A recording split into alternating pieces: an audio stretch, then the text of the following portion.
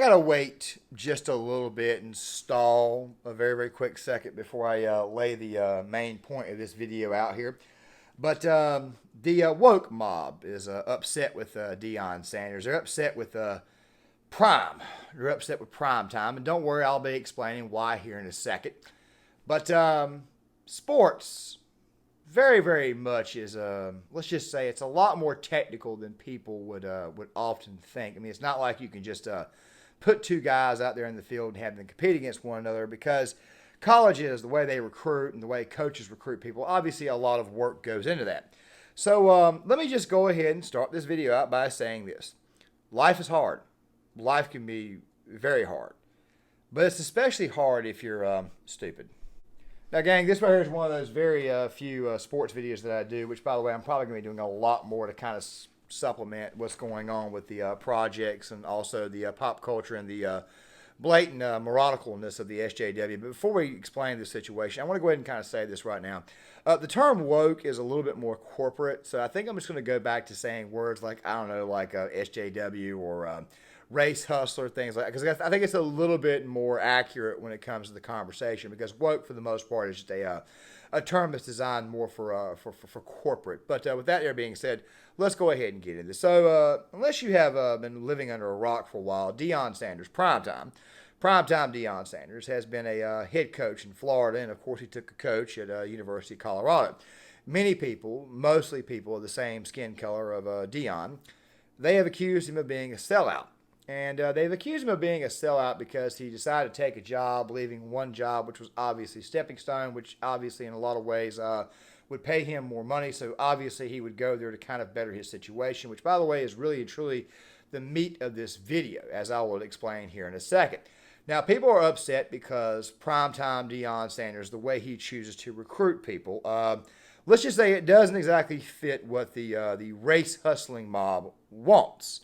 Now, before I play this clip of him on the Rich Eisen show, I want to go ahead and let you know right now, this clip's about 2 minutes and 25 seconds. Now, you're probably thinking to yourself, if you've already seen other takes on this, Mr. Claymore, why in the world are you going with the long version, which, by the way, includes a lot of things that is not really relevant? Well, there's a reason for it. You see, before Deon explains the recruiting practices that he employs at the University of Colorado, or the ones that he deploys in picking potential players, he was explaining his pick on the Super Bowl. Now, obviously, the Super Bowl has been a few weeks. However, he goes very in-depth of why it is that he felt that the Eagles would win. And I want you guys to pay very, very close attention, even though the Eagles did lose. Let's just say that Deon's points are very valid, and he's even using these points to kind of sort of foreshadow the points of which the woke mob, or the race hustling mob, is upset with. Let's go ahead and roll. True playmakers. They just got to find a way to stop Kelsey. Kelsey is one of the best ever. He'll go down in history as probably the best ever. Why does he get open so much? Right, you got to find, because who's built to stop that? Linebacker can't run with him. Mm-hmm. DB's not strong enough. So who's built to stop that? It's not a man built for that. Right. And he has it. He has it all. And then he has a quarterback with maneuverability that can get in the ball, and they have a relationship that's unbelievable, that transcends on the field, off the field, is unbelievable. Right. This may be the best combination ever in the tight end and the quarterback. So if they just deal with that, and I feel like they can, it's going to be hard for KC.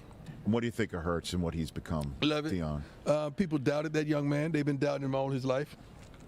The way it ended in Alabama wasn't kind, but that propelled him to Oklahoma, and he did his thing, you know. And the kid he's a winner.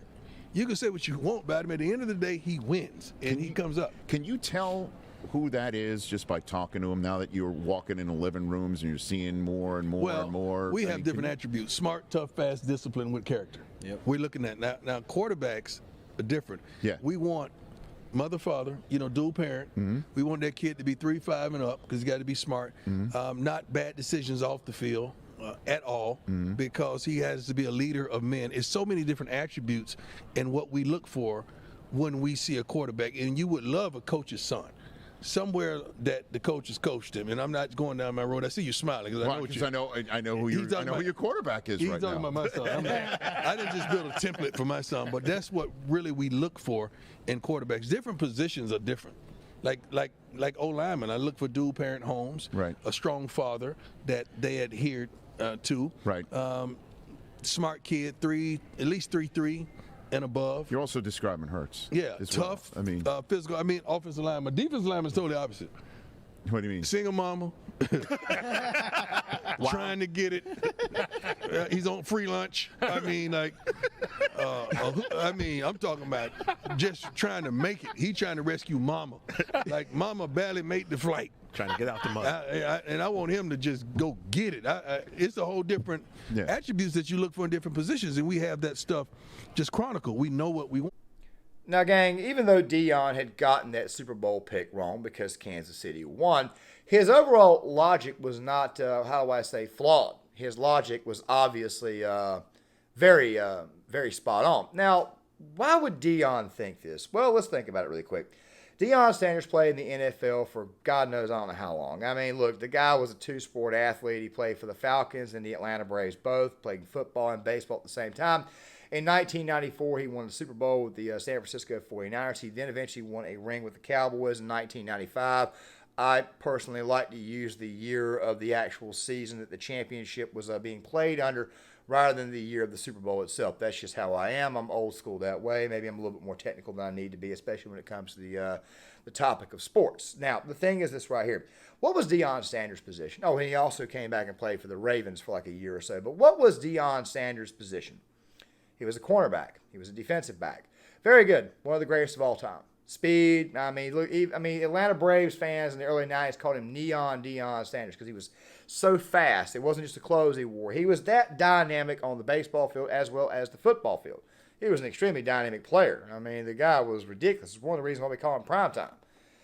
But the thing is this right here.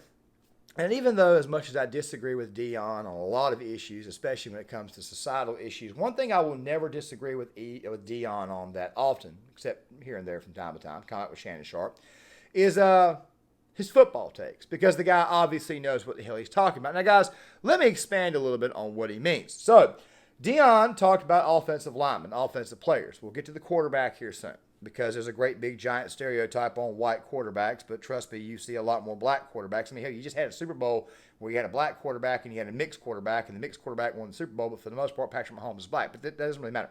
The thing is this right here. He's talking about two-parent homes for a reason. Most offensive linemen, the actual average offensive lineman, the actual size, I'm showing you guys a graph right here. You guys kind of get an idea of exactly what the standards are for offensive linemen. It doesn't matter what color they are or what their actual race is. Typically, offensive linemen tend to be much, much bigger guys. Obviously, when you look at the football field, you wonder who the hell's protecting the quarterback. Obviously, offensive linemen.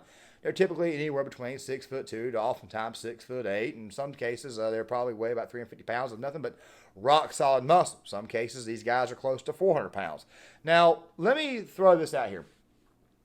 What person is more than likely to be of that size? Obviously, the boy would be well fed.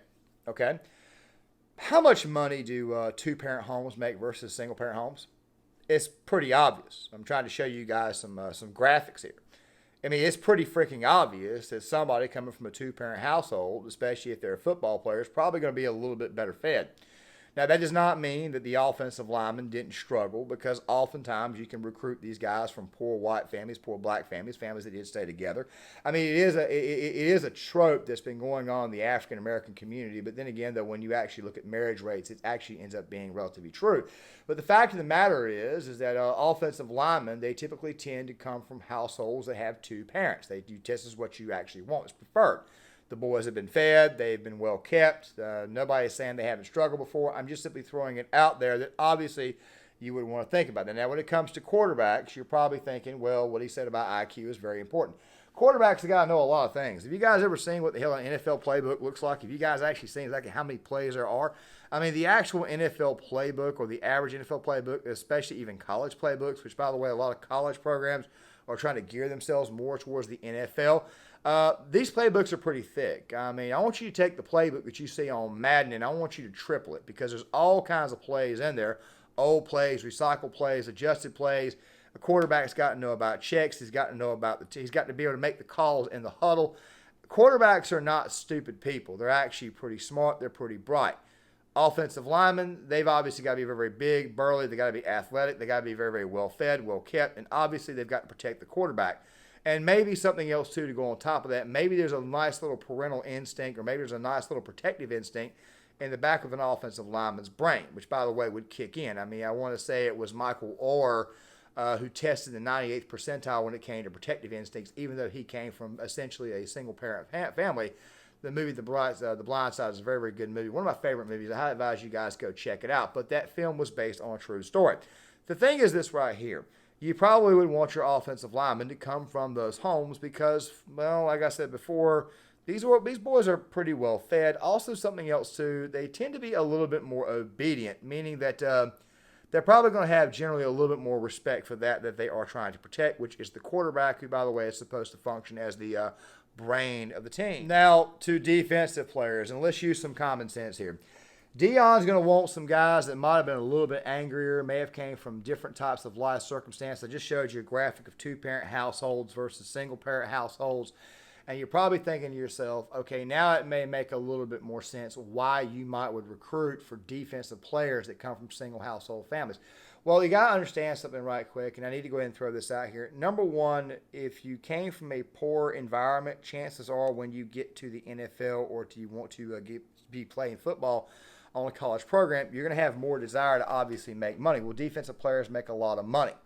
I mean, they make an extremely high amount of money. Deon Sanders would know this. He obviously was a defensive back. I mentioned that earlier. Now, why in the hell would football players want to make that much money, especially on the defensive end? Why the hell do you think you might want to take advantage of that natural aggression that they have, having grown up in a single-parent household? Why is that? Well, let's think about it. Chances are they came from a much, much poorer home. So what am I going to want to do if I'm getting offered $20 million? I'm obviously going to want to do what? Take care of my mama, take care of my sister, take care of my girlfriend, take care of my wife, or take care of whoever it is I take care of, take care of my pappy. Why in the world would I do that? Well, obviously I want to get them out of the hood. I want to take that money and use it for good. I want to give them a good life. So you need to use that natural aggression. It kind of sort of motivates the player to be a little bit better. Now, let me say one more thing too. You're probably thinking to yourself, well, if these players are much, much smaller, then obviously they must be much, much less. How do I say? They must not be as strong. But why in the world would you want them playing defense? Because it's called anger. It's called aggression. It's called getting through. It's called you learn things on the fly. Sometimes guys who are on that side of the ball come at things from a much, much more common perspective, much, much more common background. They don't have time to go to college, and they don't have time to actually study. They're focusing more on their athleticism. Okay, I know that might sound a little bit stereotypical, but the fact of the matter is that most defensive players typically tend to be a little bit more overall athletic. They also tend to have much, much more natural aggression because they've got to sack the quarterback. They got to nail the running back. They got to protect against the wide receiver. They got to also stop the offense from scoring. You want that type of aggression to actually help out with that. And so who better to choose than somebody who may have been raised poor, somebody who may have came from a very, very bad environment growing up. You want somebody with that type of natural aggression so that way it will benefit your team a lot better in the future. Also, not to mention, and I'm going to go ahead and switch over to this right here, it also benefits the player too, as I will explain. And this right here will obviously be the last part of the video, but I want you guys to know this right now. If I am a football coach, especially a college coach, and I am going to people's homes and I'm recruiting, if I'm having a hard time selling a certain kid, which, by the way, at the same time, you need to be doing this as a coach because obviously you want to recruit the right type of people, the right type of kids to help your program out. But at the same time, though, you also need to do things that benefit the kid that's coming in. Now, here's the deal.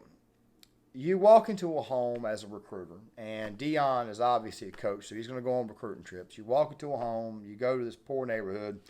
Maybe it's a 3-bedroom home. Maybe it might be a dilapidated house. You walk in there and you want to talk to the boy.